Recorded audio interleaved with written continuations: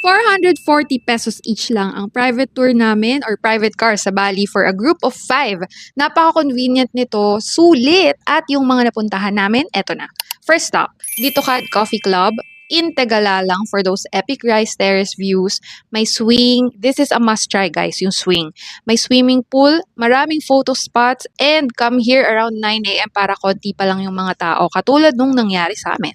By the way, yung private car namin was booked via Klook. Total of 2,200 pesos for 5 people na yun. 12 hours total.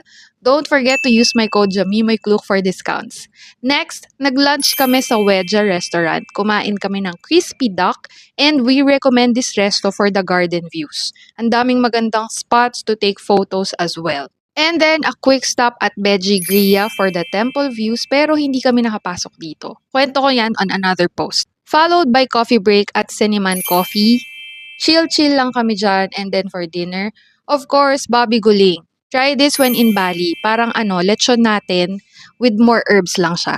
After this, hinatid na kami ng aming private car going back to our homestay.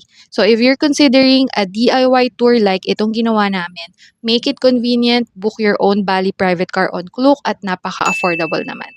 Follow for more travel tips and finds. Jamima here!